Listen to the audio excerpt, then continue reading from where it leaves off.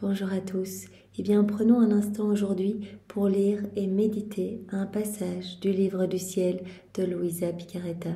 Au nom du Père qui m'a créé, du Fils qui m'a sauvé et du Saint-Esprit qui me sanctifie. Amen.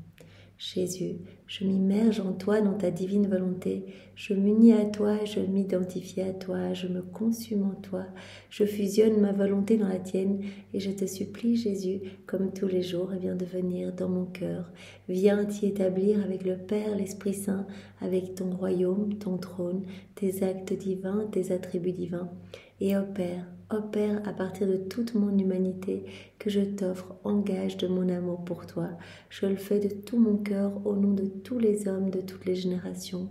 Oui, Jésus, investis chacune de mes actions, sois présent dans tous mes pas, dans mes regards, sois présent dans mes pensées, parle à travers ma bouche, fais battre mon cœur, viens dans chacune de mes respirations. Je voudrais que tout soit fait pour toi, pour ta gloire, celle de ton Père, celle de l'Esprit Saint. Que tout soit fait par toi, en moi, en chacun de nous, et que tout soit fait, eh bien, immergé en toi, dans ta divine volonté. Merci Jésus pour tout ce que tu nous donnes, merci pour tous ces merveilleux enseignements, merci pour ton amour illimité, pour ta miséricorde infinie, merci de nous donner ta maman comme maman, merci de nous aimer tellement, merci de nous pardonner après chacune de nos chutes. Jésus, je te demande maintenant cette grâce de venir ouvrir mon cœur, de venir ouvrir mon intelligence, de venir y déverser ton intelligence, ta sagesse à toi, ton amour à toi, pour que je puisse accueillir ce bel enseignement que tu nous donnes, pour nous faire grandir en sainteté, pour que nous nous rapprochions de toi, que nous t'aimions chaque jour davantage et que vraiment nous grandissions dans cette ressemblance avec toi, que nous devenions tous des échos de la Trinité, des images de la Sainte Trinité et que nous puissions être des sources d'amour, de réjouissance vraiment pour toi Seigneur, pour ton Père et l'Esprit Saint. Merci Jésus de venir maintenant parler à travers ma bouche. Envoie-moi ton Saint-Esprit, que je reste toujours unie à toi dans ta vérité et que ce moment fait par toi, en moi, en chacun de nous, eh bien, soit divin, éternel et qu'il puisse y avoir des répercussions, des effets bénéfiques dans tous les cœurs, qu'il y ait vraiment beaucoup d'âmes sauvées, que plus aucune âme ne se perde, Seigneur. C'est vraiment ce que nous te demandons tous les jours, que tous tes enfants reviennent à toi et t'aiment, s'émerveillent devant la puissance de ton amour et vraiment se repentent et te demandent pardon et se laissent nettoyer par ta lumière, ton sang et tes pleurs, tes larmes, Seigneur. Merci Seigneur, parle maintenant à travers ma bouche. Alors le passage que nous allons méditer est celui du 6 juin 1926. Nous sommes toujours dans le volume 19. C'est Luisa qui parle. Je faisais mes actes à ma manière habituelle dans la suprême volonté et j'essayais de retrouver tout ce qu'ont fait mon Jésus, ma céleste maman, la création et toutes les créatures. Donc Luisa, elle fait toujours ses rondes. Donc soit elle se balade dans la création et elle place ses je t'aime dans chaque élément créé pour qu'il puisse y avoir vraiment cette réciprocité d'amour, puisque dans chaque élément créé il y a l'amour de Dieu et donc elle répond à l'amour de Dieu en plaçant ses actes d'amour, d'adoration, de louange, de bénédiction. Elle le fait au nom de tous, ou alors elle fait des rondes dans les œuvres de la sanctification ou dans les œuvres de la rédemption. C'est-à-dire qu'elle va accompagner Jésus dans chacun des mystères de sa vie. Elle place ses je t'aime partout, depuis le moment où il s'est incarné dans le sein de Marie jusqu'à sa mort. Donc elle essaie de retrouver chaque moment de la vie de Jésus pour vraiment placer son amour partout sur les chemins qui ont été touchés par les pieds de Jésus, sur ses vêtements, sur les personnes autour de lui. Elle place ses adorations partout dans chaque feuille, dans chaque brise de vent, chaque rayon de soleil, etc. Donc elle essaie de retrouver les moments pour n'en louper aucun. Donc elle parcourt tous les mystères du rosaire, elle rajoute tous les moments de l'enfance de Jésus, etc. Et donc elle fait ses rondes. Mon doux Jésus m'aidait en me rendant présent tous les actes que j'omettais, étant incapable de les retrouver tous. Voilà, Jésus l'aide parce que quand on se plonge dans la divine volonté, eh bien il y a tout, il y a toutes les œuvres de la création, de la rédemption, de la sanctification, il y a tous les actes divins, les attributs divins, il y a absolument tout. Et donc il suffit de se fusionner dans la volonté de Jésus pour vraiment avoir beaucoup de facilité pour retrouver tous les événements de la vie de Jésus et faire nos actes de louange, de bénédiction et d'adoration. Donc Jésus l'aide et vraiment elle peut facilement faire ses rondes pour la gloire de Dieu. Toute bonté, Jésus me dit, « Ma fille, tous mes actes sont présents. aligné dans ma volonté. Tout est présent, tout est là dans la divine volonté. Tu vois ici tous les actes de mon enfance, mes pleurs, mes gémissements. Tu me vois aussi enfant, ramassant des fleurs, en marchant dans les champs. Viens placer ton je vous aime sur les fleurs que je ramasse et sur les mains que j'étends pour les cueillir.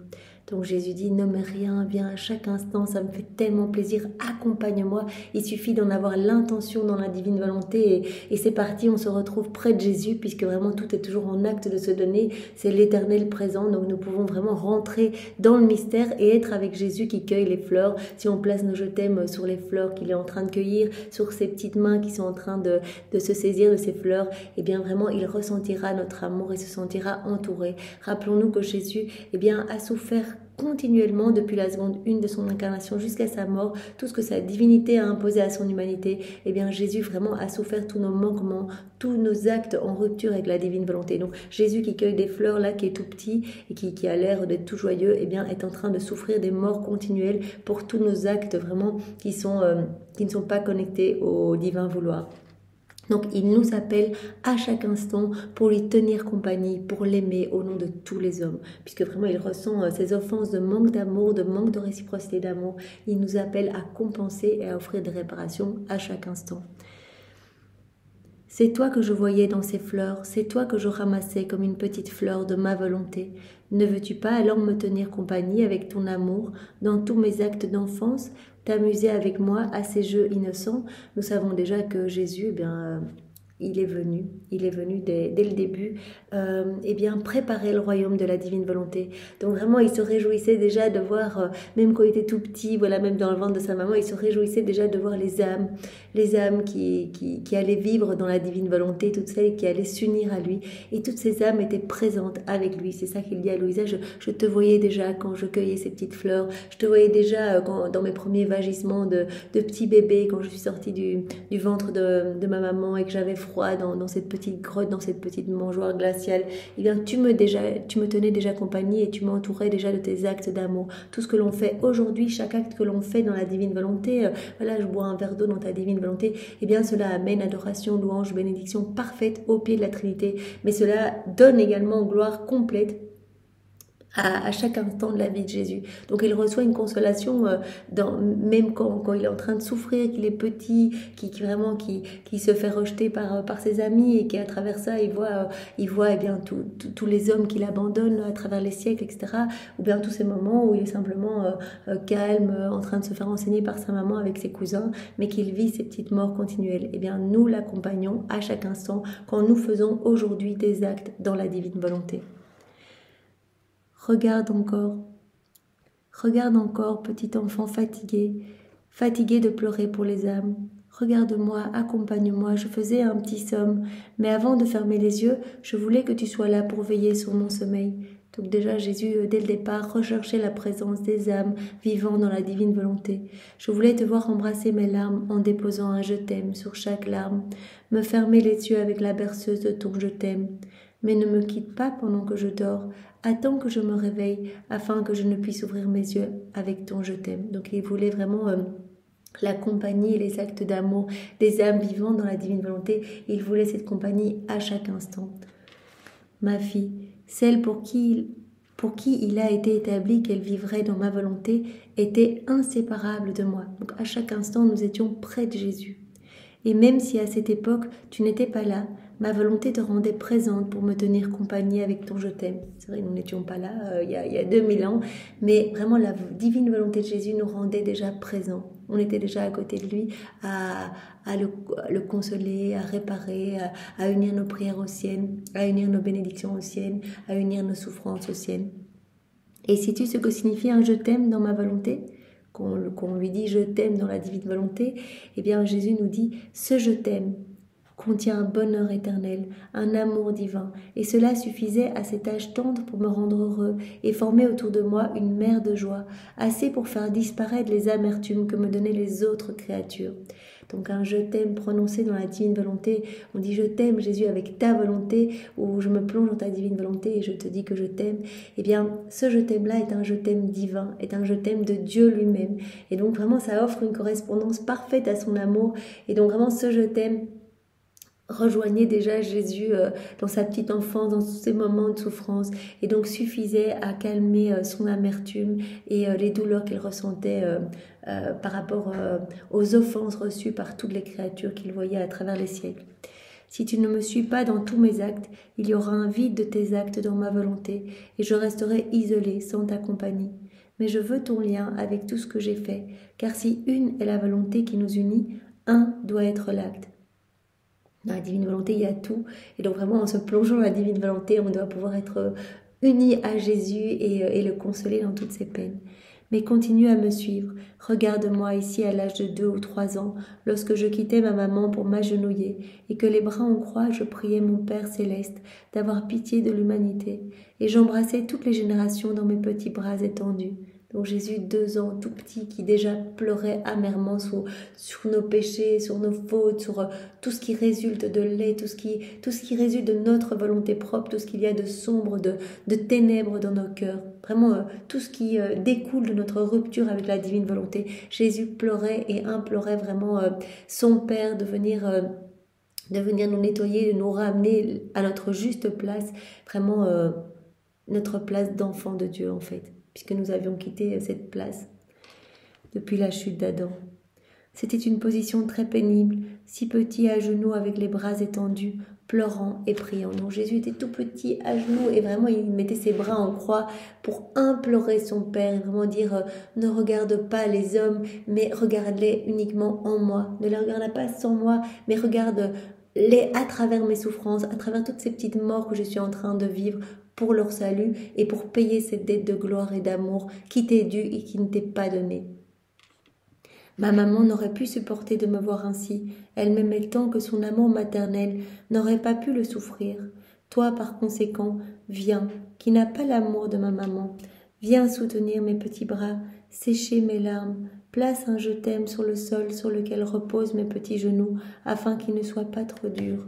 Voilà, on peut faire des petites rondes à chaque instant, on peut suivre Jésus, embrasser ses petits bras, mettre je t'aime partout sur ses petits vêtements, dans ses petits cheveux blonds, embrasser ses petites joues, le prendre dans les bras, le consoler, lui apporter de l'attention, des louanges, des bénédictions, de l'adoration, venir embrasser ses petits pieds, mettre en dessous de ses genoux des petits baumes d'amour pour qu'il puisse vraiment que ses genoux ne soient pas écorchés et puisse trouver quelque chose de moelleux.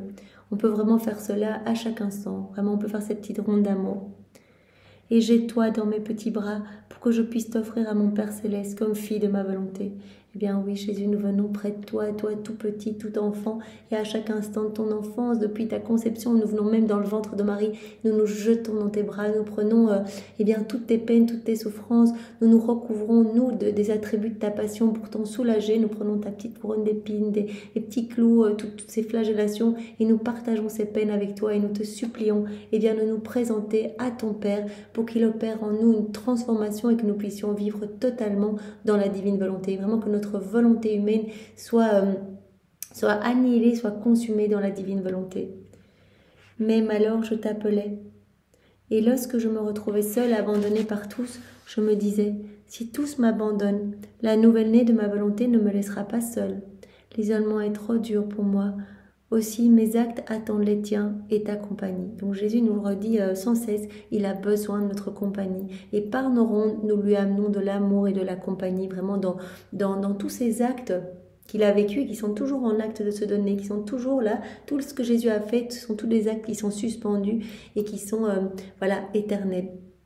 Et donc Jésus nous appelle à lui tenir compagnie, vraiment à rentrer dans ses actes pour le prendre dans les bras, le consoler et l'aimer. Tous ces moments où il s'est retrouvé seul, tous ces moments où il a souffert, pleuré, eh bien nous sommes là pour lui apporter réparation au nom de tous. Mais qui peut dire tout ce que mon doux Jésus m'a rendu présent de tous les actes de sa vie? Si je voulais tout dire, ce serait trop long, je remplirais des volumes entiers et par conséquent, je m'arrête ici. Après quoi, je dis à mon aimable Jésus, « Mon amour, si tu aimes tellement que ta très sainte volonté soit connue et règne parfaitement au sein des créatures, pourquoi n'as-tu pas formé avec la rédemption l'accomplissement de ta très sainte volonté lorsque tu es venu sur la terre, unie avec ta céleste maman, qui, tout comme elle a obtenu le Rédempteur tant désiré, pouvait également obtenir le fiat tant attendu ? Louisa se demande, mais elle s'est déjà demandé ça plusieurs fois, eh bien pourquoi est-ce que Jésus n'a pas directement, en même temps que la rédemption, eh bien, installé le royaume de sa divine volonté. Marie, qui avait vraiment, qui avait obtenu eh bien, la venue du Rédempteur pour tous, aurait pu obtenir en même temps le fiat tant attendu. Elle se demande pourquoi est-ce que tu as attendu tellement de temps pour maintenant me choisir moi, pour que je devienne la dépositaire du royaume de la divine volonté, alors que ta maman aurait pu l'obtenir en même temps que ta venue, qu'elle aurait pu vraiment obtenir ce fiat tant désiré. Alors, c'est vraiment intéressant parce que Louisa se pose souvent les mêmes questions et on se dit, mais Jésus lui a déjà répondu, pourquoi il se repose encore cette question? Eh bien, c'est pour nous, en fait. Jésus lui remet ce questionnement dans le cœur pour pouvoir nous répondre à nous, puisque nous sommes bornés et que vraiment nous lisons parfois de manière un peu distraite ou que vraiment... voilà, nous sommes tellement gorgés des choses du monde que vraiment il martèle l'information pour nous, en fait, en répondant à Louisa, il nous répond à nous en disant ce n'était pas le moment, c'est maintenant ce grand moment où vraiment vous avez la joie de pouvoir lire les écrits du ciel, de vous ouvrir à cette grâce, de la recevoir et d'être les ouvriers de la dernière heure, recevoir vraiment la sanctification divine. Il suffit de me donner juste votre oui. Alors, Louisa continue dans ses interrogations. Ta présence visible aurait facilité de façon admirable le royaume de la suprême volonté sur la terre.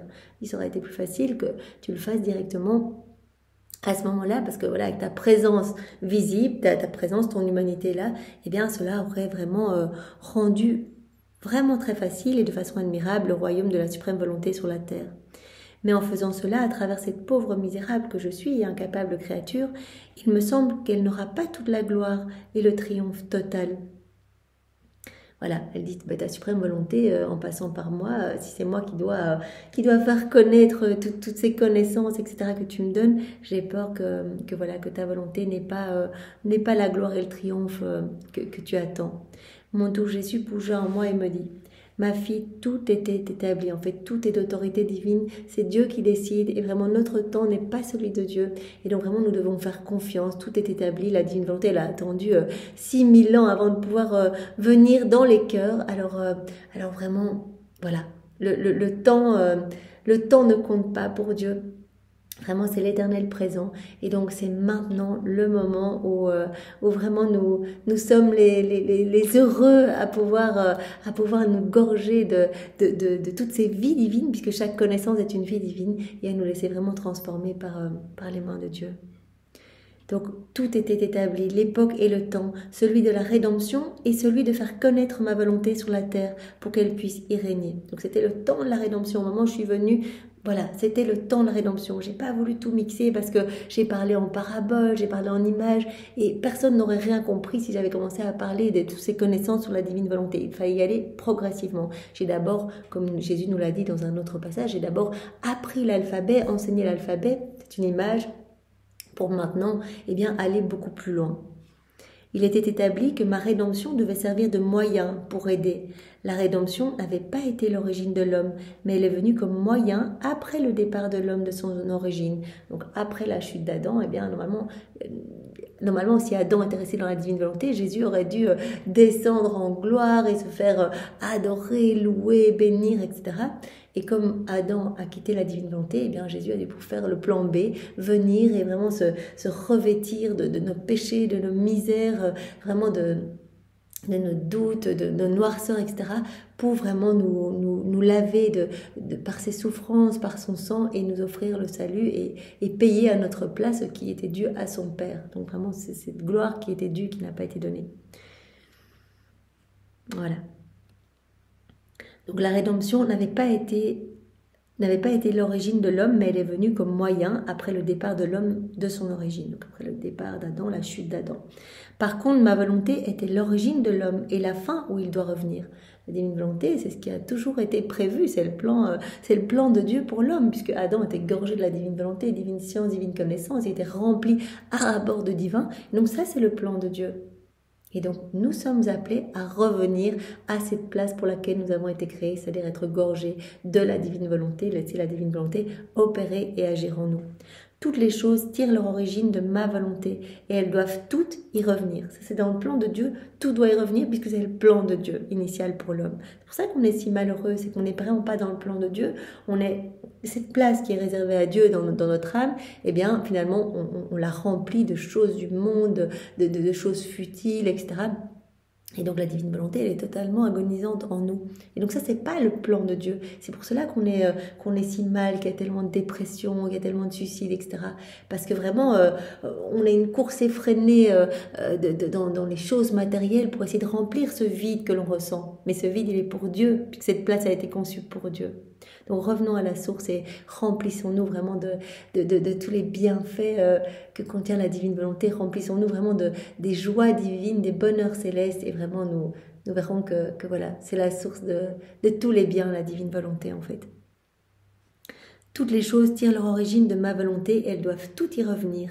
Et si toutes ne le feront pas dans le temps, aucune ne pourra y échapper dans l'éternité. Voilà, s'il y a des âmes qui ne vivent pas dans la divine volonté ici, elles ne pourront pas y échapper dans l'éternité. Parce que c'est le plan de Dieu et il y a bien un moment où l'âme vivra dans la divine volonté. Alors on choisit, soit on vit ici-bas déjà la vie des bienheureux qui sont dans le ciel. Jésus nous offre cette possibilité d'avoir la vie des bienheureux ici-bas. Et donc il nous offre sa sainteté, etc. Bien soit on arrive là en haut et on va devoir refaire tous ces moments qu'on n'a pas passés avec Jésus, en union avec Jésus. On devra les refaire au purgatoire et donc ça va être un moment vraiment de grande souffrance d'être séparé de Jésus. Alors vraiment choisissons de nous unir maintenant et de dire oui à ce cadeau magnifique que nous avons la chance de recevoir. Vraiment je dis bien la chance parce que c'est inimaginable, c'est tellement merveilleux. Moi j'ai le cœur tout brûlant à chaque fois que je lis ces écrits du ciel. Je me dis mais quelle chance on a, quoi, c'est incroyable, c'est vraiment, tout nous est donné, on ne doit rien faire, il n'y a rien qui va provenir de nos mérites, on ne nous demande pas des choses difficiles, on ne nous demande pas le martyre pour notre sanctification, etc. On nous demande juste de dire oui et c'est Jésus qui viendra vivre en nous et qui fera tout le boulot en nous. Donc c'est vraiment magnifique. Par conséquent, également pour cette raison, la primauté est toujours celle de ma volonté. C'est vraiment quelque chose d'autorité divine. J'avais besoin pour former la rédemption d'une Vierge Mère, conçue sans l'ombre du péché originel. Car ayant à prendre une chair humaine, il convenait que le Verbe éternel ne prenne pas un sang infecté pour former ma très sainte humanité. Voilà, Jésus nous explique que pour venir s'incarner dans le sein de Marie, il fallait qu'elle soit conçue sans péché. C'est pour cela que dès le départ, elle a été vraiment remplie, façonnée par la divine volonté. Dès la seconde 1 de sa conception, elle a été remplie de toutes ces mers de sainteté, de beauté, de puissance, de grâce. Elle était remplie à ras-bord de divin pour pouvoir être totalement immaculée et accueillir Jésus en son sein. Parce qu'elle devait quand même donner une petite goutte de son sang pour former l'humanité de Jésus. Et donc Jésus dit, j'aurais pas pu me former avec une goutte de sang infectée par la volonté humaine. Mais pour faire connaître ma volonté et qu'elle puisse régner, je n'ai pas besoin d'avoir une seconde mère selon l'ordre naturel, mais j'ai besoin d'une seconde mère selon l'ordre de la grâce. Donc il considère Louisa, qui va devenir la dépositrice de tout ce royaume de la divine volonté, comme une mère pas selon le plan naturel comme Marie l'était, mais une mère selon l'ordre de la grâce. Donc elle reçoit vraiment la grâce de pouvoir recevoir tous ces enseignements et de pouvoir s'engorger complètement. En fait, pour que règne ma volonté, je n'ai pas besoin d'une autre humanité, mais d'en donner une connaissance telle qu'attirée par ses prodiges, par sa beauté et sa sainteté, et par l'immense bien qu'elle leur apporte, les créatures puissent se soumettre avec tout leur amour à son empire.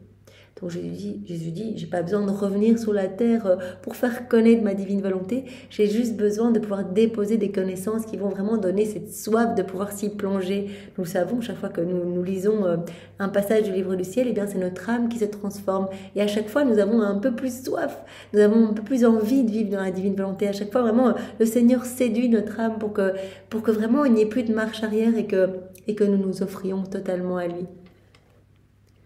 Par conséquent, en te choisissant, Louisa, pour la mission de ma volonté, je t'ai prise du lot ordinaire selon l'ordre naturel.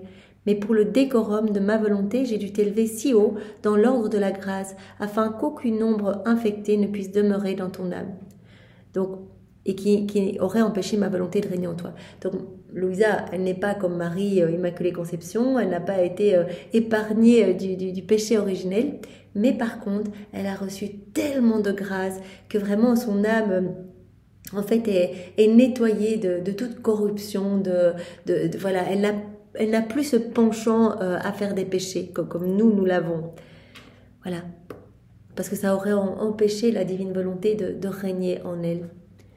Tout comme le sang très pur de la Vierge Immaculée était nécessaire pour mon humanité, il fallait pour pouvoir racheter l'homme la pureté, la franchise, la sainteté, la beauté de ton âme pour former en toi la vie de ma volonté. Donc même si elle n'a pas été voilà, toute Immaculée Conception comme la Vierge Marie, eh bien elle a été nettoyée par la grâce. Elle a reçu par la grâce, comme dit Jésus, la pureté, la sainteté, la beauté de son âme pour qu'elle puisse accueillir tous ces beaux enseignements. Donc le Seigneur a vraiment travaillé son âme par des torrents de grâce pour qu'elle puisse accueillir vraiment tous ces mots bénis. Et d'ailleurs le Seigneur venait les graver chaque fois en lettres d'or au préalable avant de lui donner ces enseignements. Chaque fois ils étaient gravés pour qu'elle puisse vraiment les accueillir avec la sagesse même de Jésus, avec l'amour même de Jésus.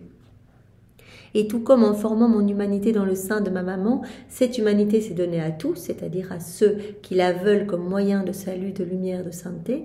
De la même manière, vous voyez, Jésus fait vraiment une comparaison entre Marie, donc dépositrice du royaume de la rédemption, qui a vraiment été exempte de tout péché et qui a vraiment pu donner Jésus à tous. Et bien, Louisa, qui elle, de son côté, est la dépositrice du royaume de la divine volonté et qui eh bien, accueille toutes ces connaissances pour les donner à tous ceux qui auront le cœur disposé à les recevoir. Donc de la même manière, cette vie de ma volonté qui a été formée en toi, toutes ces connaissances, cette vie divine qui est en toi, eh bien de la même manière que mon humanité s'est donnée à tous.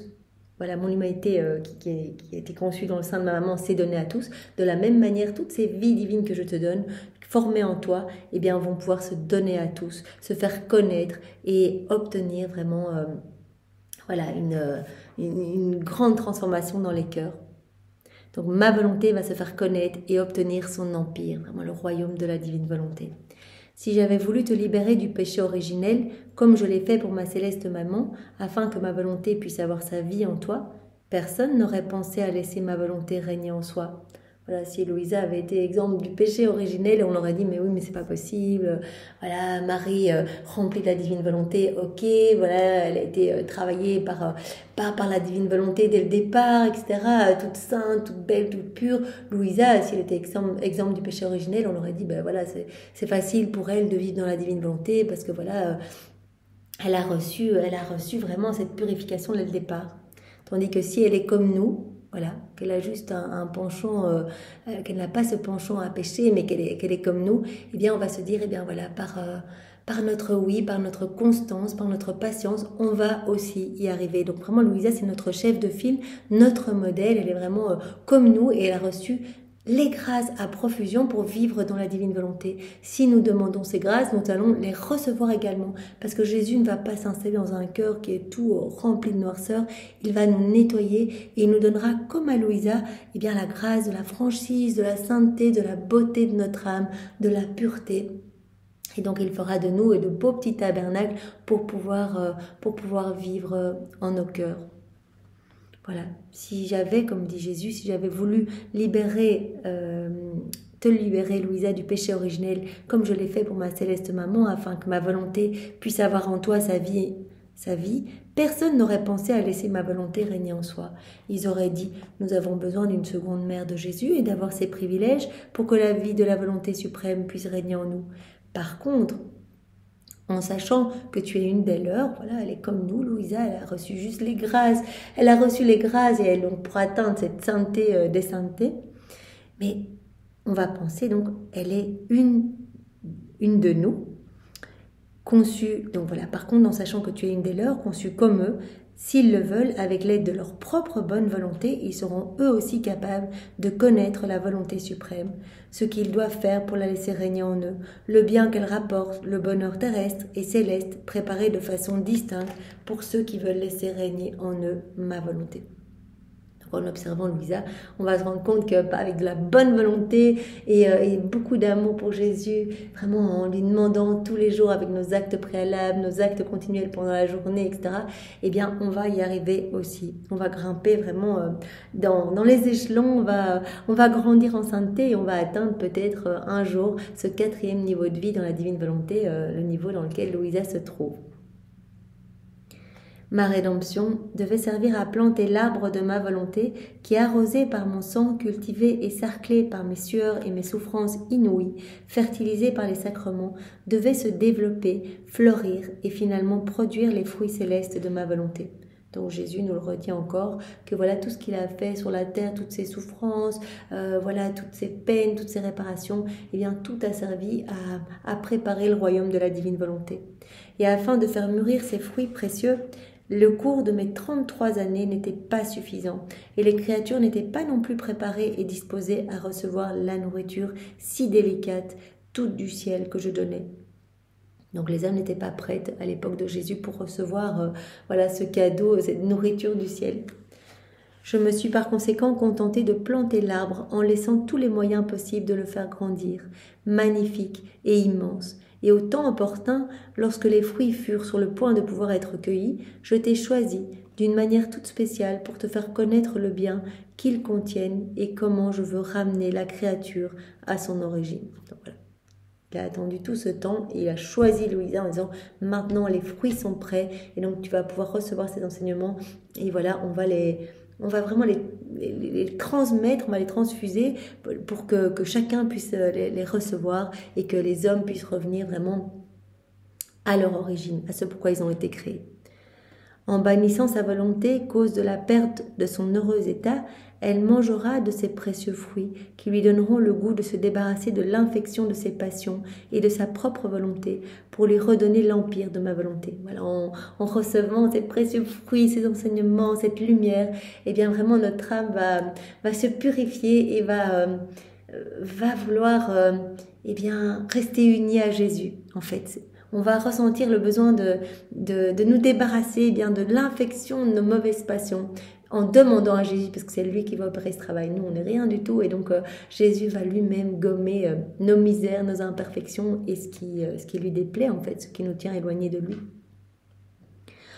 Embrassant tout d'une même étreinte, ma volonté unira toutes choses ensemble, création, rédemption et l'accomplissement du but en vue duquel toutes choses ont été créées. C'est-à-dire que ma volonté soit connue, aimée et faite sur la terre comme au ciel. Voilà. La vie dans la divine volonté, c'est le fiat de la sanctification et c'est l'aboutissement, le parachèvement du fiat de la création et de la rédemption. Puisque au départ, voilà, l'homme a été créé pour vivre dans la divine volonté. Jésus est venu pour préparer ce royaume et glorifier son Père au nom de tous les hommes et puis nous ouvrir les portes du ciel. Et maintenant, donc c'est le fiat de la sanctification et donc cela vient vraiment tout achever, tout terminer. Donc c'est vraiment magnifique.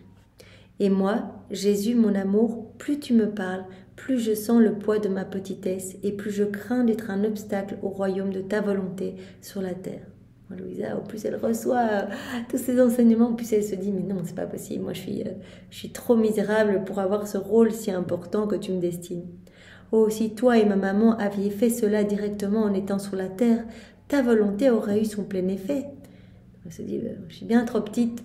Tu aurais vraiment dû le faire avec Marie au moment de ton passage sur la terre. » Me coupant la parole, Jésus ajouta « Ma fille, notre tâche a été parfaitement accomplie. C'est à toi maintenant de veiller à faire la tienne. C'est ton travail, d'autant plus que la reine souveraine et moi sommes intouchables par les souffrances, étant dans un état d'impassibilité et de complète gloire où les souffrances ne peuvent plus nous atteindre. » Alors, Jésus dans sa gloire, les souffrances ne peuvent pas l'atteindre.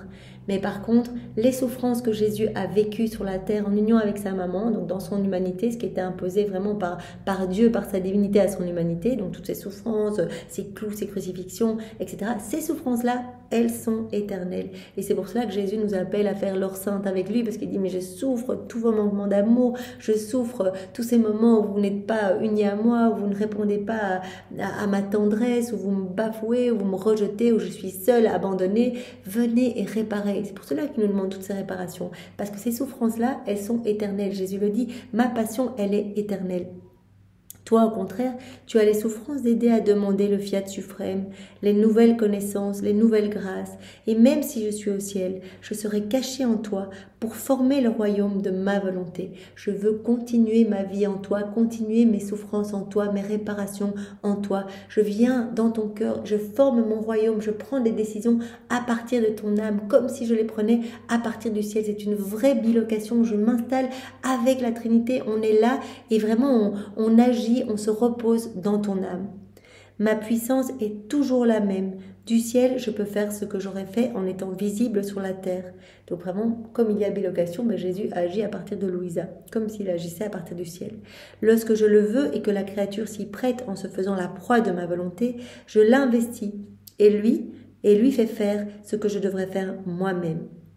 Donc il continue et il distribue tous les fruits de la rédemption à partir de toutes les actions de l'âme qui s'abandonne entre les mains de Jésus. Je vis dans ta divine volonté. Directement, Jésus s'installe, opère le nettoyage de notre âme et prend des décisions, agit à travers nos mains, regarde à travers nos yeux, parle à travers notre bouche. Donc vraiment, il se sert de tout ce que nous sommes, puisque Jésus, dans sa gloire, il n'a plus de mains, il a plus d'humanité, mais il se sert de nos humanités, de nos souffrances pour vraiment continuer sa vie à travers nous et pour distribuer tous les fruits de ses souffrances rédemptrices à lui. Voilà, je l'investis, je rentre en elle, je fais les choses à travers son humanité et je lui fais faire ce que je devrais faire moi-même. Par conséquent, sois attentive et applique-toi à ta propre tâche. Donc c'est vraiment, Jésus lui dit, sois attentive pour rester unie à moi, parce qu'une fois que tu es unie à moi, c'est moi qui viens faire le travail en toi. Donc n'aie pas peur, tu te sens petite et misérable, mais c'est mon travail, c'est mon œuvre qui s'accomplit à travers ton humanité. Et ce que Jésus nous dit à chacun, c'est sois attentif. Regarde-moi, garde les yeux fixés sur moi, unis-toi à moi dans chacune de tes actions pour que vraiment tes actions soient des soleils qui apportent gloire, louange, adoration au pied de la Trinité. Et c'est moi qui viendrai vivre en toi, c'est moi qui ferai tout en toi, tout sera lumière, tout sera amour, ma lumière et mon amour. Et donc les ténèbres vont petit à petit s'éclipser autour de toi, partout dans le passé, dans le futur.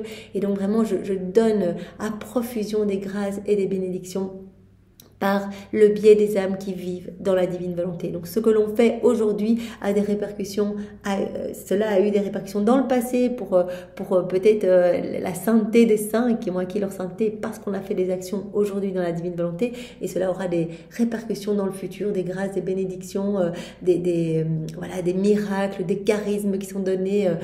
Tout cela provient d'âmes qui vivent dans la divine volonté. Alors Jésus nous le rappelle aujourd'hui, il termine chacun de ses enseignements par cette phrase « Sois attentive, Louisa ». Et à travers Louisa, il s'adresse à nous « Soyez attentifs, vigilants ». Les forces du mal sont vraiment déchaînées. Les Satan ne supportent pas la divine volonté. Les démons sont fous quand ils sentent cette vie divine naître et grandir dans les cœurs, parce qu'ils voient dans les âmes grandir ce que eux ont perdu. Toute cette lumière les font fuir, et donc vraiment ils sentent la puissance créatrice, ils sentent l'amour de Dieu, sa lumière, et donc ils en sont fous parce que ce sont des âmes qui avaient envie de perdre et qui sont devenus des tabernacles d'amour et vraiment des lumières irradiantes de Dieu en fait, d'autres Jésus sur la terre. Et donc vraiment, les démons détestent ça, et Jésus nous appelle à cette attention pour vraiment, tant que nous sommes attentifs et fixés sur lui, sur Jésus, les démons n'ont aucune emprise sur nous et restent loin. Et donc nous sommes dans la paix, dans le calme, remplis de tous les biens, de tous les bienfaits et de cette joie profonde que Jésus nous promet de nous donner. Merci Seigneur pour ce bel enseignement. Sois loué, béni et glorifié dans ta divine volonté, au nom de tous. Au nom du Père et du Fils et du Saint-Esprit. Amen. Bel après-midi à tous. Au revoir.